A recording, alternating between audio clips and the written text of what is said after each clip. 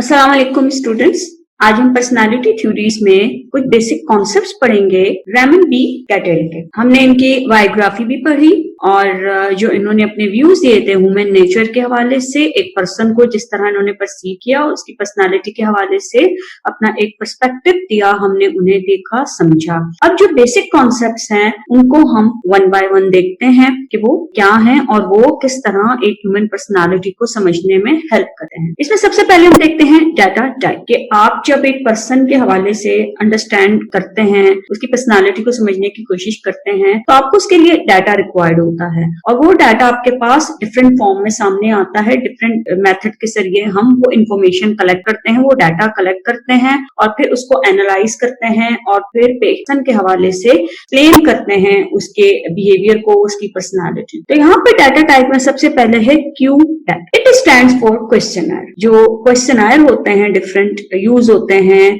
जिनके जरिए आप एक पर्सन से रिलेटेड इंफॉर्मेशन कलेक्ट कर सकते हैं, वो क्यू डाटा कहलाता है। This technique requires subject to rate themselves. अब इस टेक्निक में जो पर्सन होता है वो खुद अपने हवाले से आपको बताता है, अपने हवाले से जो भी वो डिस्क्राइब करेगा, अपनी फीलिंग्स, अपने इमोशंस, अपने बिहेवियर के हवाले से वो खुद ही उसको बता रहा होगा। आप क्वेश्चनर यूज करते हैं और जो पर्सन है वो उसको फिल करेगा और उसको रिस्पॉन्ड करेगा। People are their own observer describing their behaviour and feeling through paper and pencil, inventory, self report और इंटरव्यूज। अब यहाँ पर लोग अपने ऑब्जर्वर खुद ही होते हैं, अपने हवाले से डिस्क्राइब खुद ही करते हैं, अपनी फीलिंग के हवाले से खुद ही डिस्क्राइब करेंगे, बिहेवियर को बताएंगे। और ये किस तरह होता है? पेपर पेंसिल एक्टिविटी होती है जिसमें आप कोई इन्वेंटरी यूज करते हैं, सेल्फ रिपोर्ट इन्वेंटरी यूज करते हैं, बाजू का इंटरव्यू भी किया जाता है। तो ये डिफरेंट क्वेश्चनर होते हैं जिनके इस्तेमाल से और जिनको लेकर आप जो है एक पर्सन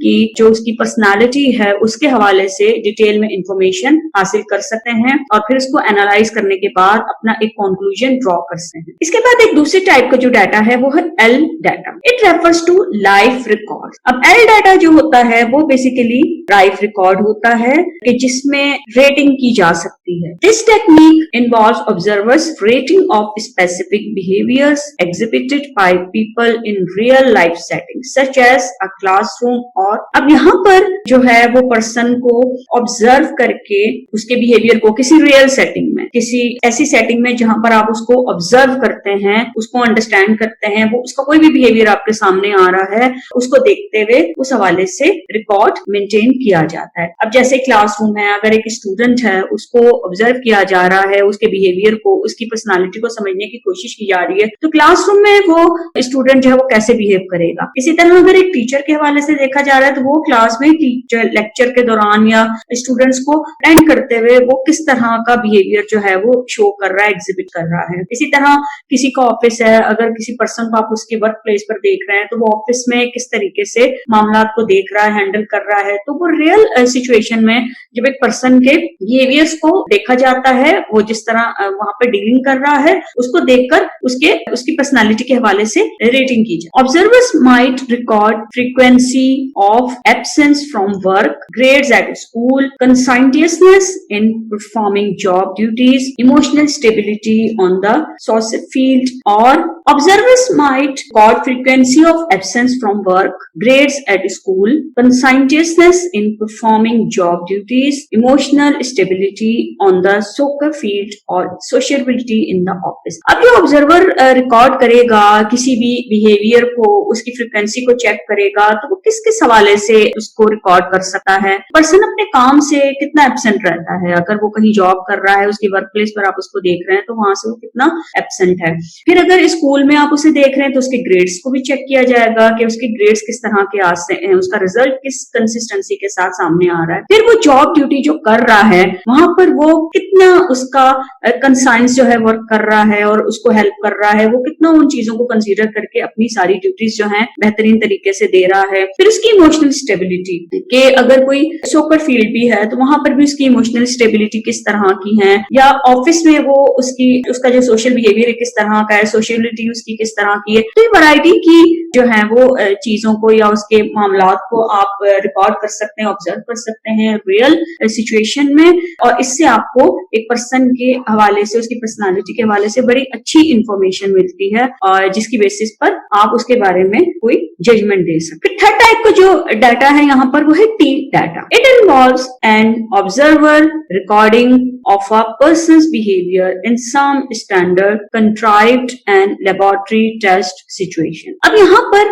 एक पर्सन के बिहेवियर के हवाले से अगर आप उसको जो है स्टडी करेंगे, उसको ऑब्जर्व करेंगे, तो वो आपके कुछ स्टैंडर्डाइज कोई मेथड होंगे जिसमें आप उसे पर्सन को it involves an observer's recording of a person's behaviour in some standard, contrived and laboratory test situation. अब ये जो डाटा होता है बेसिकली टेस्ट डाटा होता है और आप कुछ ऐसे प्रोसीजर यूज करके स्टैंडर्ड जो है उसको यूज करते हुए ऐसी सिचुएशन क्रिएट की जाती है जो रियल सिचुएशन तो नहीं होती, लेकिन आपने ऐसा एनवायरनमेंट क्रिएट किया होता है कि that is similar to the real situation. तो कंट्राइव सिचुएशन में भी एक एनवायरनमेंट क्रिएट करके और लेबोरेटरी में भी आप टेस्ट के जरिए उस पर्सन के बिहेवियर को असेस कर सकते हैं और उसका रिकॉर्ड मेंटेन कर सकते हैं। It involves the use to objective test in which a person respond without knowing what aspect of behavior is being evaluated। अब यहाँ पर इस तरह के टेस्ट यूज होते हैं कि जिनके जरिए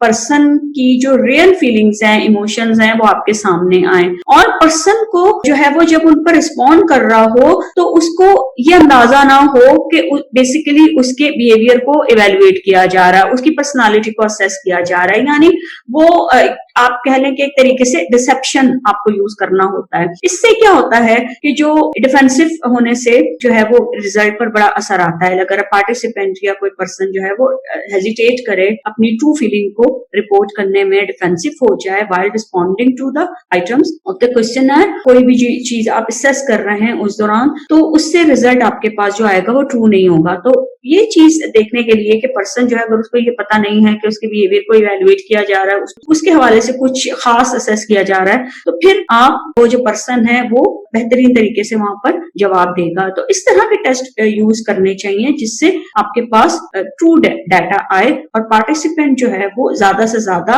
उस पर रिस्पॉन्ड करे और एक्यूरेटली रिस्पॉन्ड करे। अभी जो 3 तरह का डाटा आपके पास आता है इसको लेकर फैक्टर एनालिसिस किया जाता है। फैक्टर एनालिसिस में involve any of the 3 data types. तो फैक्टर एनालिसिस इनमें तीनों में से किसी भी डाटा टाइप को लेकर किया जा सकता है और वो फैक्टर एनालिसिस इसलिए किया जाता है कि आपके पास जो इंफॉर्मेशन आ रही है, क्लस्टर हैं, उनको जो है वो देखकर इंटीग्रेट करके और उनको भी इस तरीके से देखा जाए कि एक पर्सन के हवाले से आपको एक समराइज जो है वो इंफॉर्मेशन दे कि बहुत ज्यादा फैक्टर्स हैं, फिर आपने उसको एनालिसिस किया, उसे सॉर्ट आउट किया और उसको रिड्यूस किया उसके साइज को, और इसके बाद आपने समराइज करके एक पर्सन के हवाले से डिस्क्राइब किया, उसके बिहेवियर को या उसकी पर्सनालिटी को एक्सप्लेन किया। तो ये 3 तरह का डाटा आपके पास आ सकता है। अब है डाटा कलेक्शन टेक्निक्स कि अब किस तरह की टेक्निक्स यूज करेंगे कि हमारे पास ये 3 तरह का डाटा जो है वो आए, जिससे हम एक पर्सन की पर्सनालिटी को डिस्क्राइब कर सकें और उसके बिहेवियर को एक्सप्लेन कर सकें। इसमें एक है R technique. R technique is a process of correlating behaviours measure across some 100 of people, testing on a single occasion and factoring them. अब यहाँ पे क्या होगा, ये कैसी टेक्निक है आर टेक्निक, जिसके जरिए हम मेजर कुछ यूज करते हैं और उन मेजर के जरिए एक पर्सन के बिहेवियर को असेस किया जाता है, और जो 100 लोगों पर भी वो किया जा रहा है तो वो एक ही दफा में होगा, at one point in time होगा। यानी वो टेस्टिंग आप कर रहे हैं तकरीबन 100 लोगों पे भी अगर आप कर रहे हैं तो वो टेस्टिंग जो है एक मौके पर होगी, सिंगल उस पर, और फिर उसको आप फैक्टरिंग उसकी करेंगे, जैसे फैक्टर एनालिसिस करेंगे। अगर आपके पास लार्ज इंफॉर्मेशन है, क्लस्टर है, फिर आप उनको रिड्यूस करके उसको देखेंगे कि किस तरह आप जो इंफॉर्मेशन आपके पास आई है आप उसको किस तरीके से समराइज कर सकते हैं। Thus 100 respond to all of the many measure to see which measure cluster together। अब ये आपके पास जितने रिस्पॉन्सेज आ रहे हैं, इन रिस्पॉन्सेज से जो है वो आपको पता चलेगा कि कौन से ऐसे मेजर हैं जिनको आप क्लस्टर कर सकते हैं, देख सकते हैं, कौन से आप उसको मिला के उन चीजों को देख सकते हैं। और इसमें जो है वो आपको जो है वो इंफॉर्मेशन बहुत ज्यादा जो है वो डिटेल में मिलेगी और फिर उनको क्लस्टर किया जाएगा और देखा जाएगा कि किस तरीके से एक पर्सन की पर्सनालिटी के हवाले से एक्सप्लेन किया जा सकता है और किस हद तक उसको एक्सप्लेन किया जा सकता है। The R technique allows investigator to assess the existence of common traits in large population. अब ये जो R technique है बेसिकली ये जो मेजर आप यूज कर रहे थे उसको ये कोरिलेट ही कर रही होती है, आपने उसमें देख रही होती है कि कहाँ पर ये चीजें जो कोरिलेट कर रही हैं, किनको हम साथ में ला सकते हैं, किन फैक्टर्स को हम जो है वो उसको क्लस्टर करके देख सकते हैं। तो ये जो R टेक्निक्स होती हैं ये बेसिकली कॉमन ट्रेट्स को मेजर करती हैं कि आप एक लार्ज पॉपुलेशन में जब आपने कॉमन ट्रेड्स को देखना होता है, इन्वेस्टिगेट करना होता है कि हाँ ये लोगों की कॉमन ट्रेड्स हैं, तो आप R टेक्निक यूज कर सकते हैं।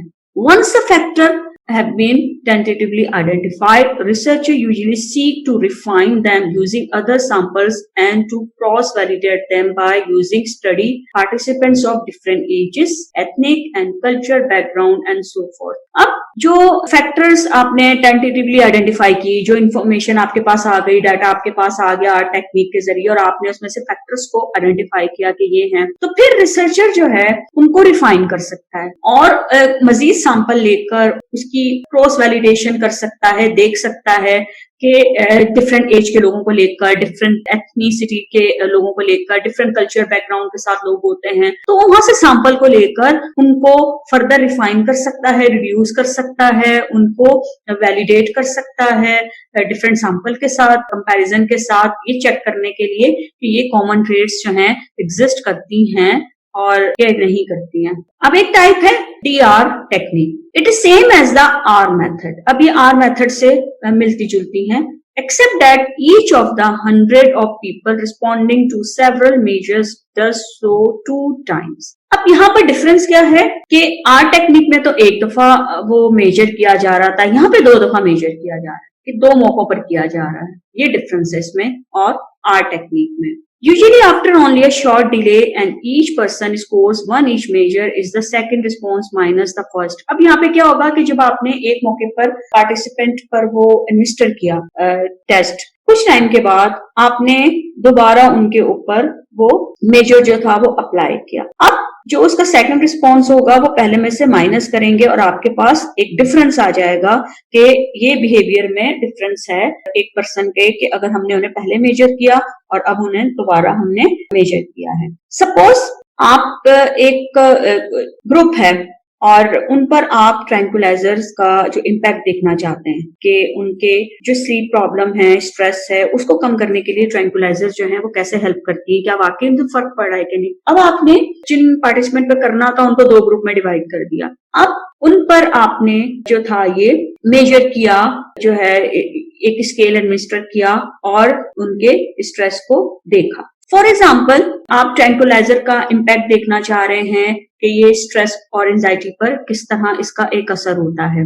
आपने तकरीबन 40 मेजर जो थे उन पर उन लोगों को असेस किया जिससे उनकी एंजाइटी, स्ट्रेस और ये साइकोलॉजिकल इश्यूज आपके सामने आए। जब आपने उनको असेस किया, इसके बाद आपने उनमें से कुछ लोगों को ट्रैंकुलाइजर दी और जो हाफ जो थे उनको ट्रैंकुलाइजर नहीं दी। सपोज अगर आपके पास 100 पार्टिसिपेंट्स हैं तो 50 को आपने ट्रैंकुलाइजर दी फर्स्ट असेसमेंट के बाद और सेकंड ग्रुप को आपने नहीं दी। इसके बाद आपने फिर उनको असेस किया। इससे आपको क्या पता चलेगा कि वो ग्रुप जिसको आपने ट्रैंकुलाइजर दी थी उनके स्ट्रेस और एंजाइटी में ये उनका स्कोर जो है अब ये है, पहले ये था अब ये है, और जिन लोगों को नहीं दी, पहले भी नहीं थी बाद में भी नहीं थी, उनका पहले स्कोर ये है और अब ये स्कोर। जब आप उसको माइनस करेंगे तो आपके पास एक डिफरेंस आ जाएगा। उस डिफरेंस की बेसिस पर आप कह सकते हैं कि हाँ ये जो है इसके थ्रू हमें पता चल गया कि ये जो ट्रैंकुलाइजर है इसका जो है स्ट्रेस को, एंजाइटी को रिड्यूस करने में एक रोल है। तो इस तरह की जब आपने कोई असेसमेंट करनी होती है या इस हवाले से कोई आपने डाटा लेना होता है तो फिर आप RDR टेक्निक यूज करते हैं। इसके बाद है एक और technique, P technique. P technique is a factor analytic design which measures a single person on the same set of variables repeatedly over a number of different occasions. अब P techniques वो होती हैं कि इनके थ्रू आप एक single person को जो है वो उनमें डिफरेंट वेरिएबल को आप असेस कर सकते हैं और डिफरेंट ओकेजन पे कर सकते हैं। यानी एक दफा नहीं, 2 दफा नहीं, 2 से ज्यादा मरतबा आप उसको असेस कर सकते हैं एक सिंगल पर्सन को, ताकि आपको ये पता चल जाता है कि एक वक्त के साथ एक पर्सन के अंदर किस तरह की चेंजेस आ रही है। This technique is for person and focus is on change over many units of time. अब ये टेक्निक जो होती है ये एक पर्सन के साथ की जा सकती है और आपका जो फोकस होता है उस चीज पर होता है कि वह गुजरने के साथ किस तरह की तब्दीली आ रही है, किस तरह का चेंज आ रहा है। This technique is designed to discover the unique trait structure of a single individual। अब इस टेक्निक की हेल्प से आपको ये भी पता चल जाएगा कि एक पर्सन जो है, एक इंडिविजुअल जो है, उसकी यूनिक ट्रेट क्या है, उसका स्ट्रक्चर किस तरीके से है, ताकि आप ये बता सकें कि ये यूनिक ट्रेट जो है उसके बिहेवियर में उसको शेप करने में किस तरह का रोल प्ले कर रही है। Using the P technique, cattle could assess the process of change in an individual motivation। और इन्हीं P टेक्निक की हेल्प से कैटल जो थे उन्होंने एक पर्सन के अंदर जो चेंजेस आ रही थी, उसकी मोटिवेशन में जो चेंज आ रहा था उसको अंडरस्टैंड किया, उसको इन्वेस्टिगेट किया और उस हवाले से जो है वो एक्सप्लेनेशन दी कि किस तरह पर्सन जो है वो उस वक्त के साथ चेंज होता है, उसकी मोटिवेशन में चेंजेस आती हैं।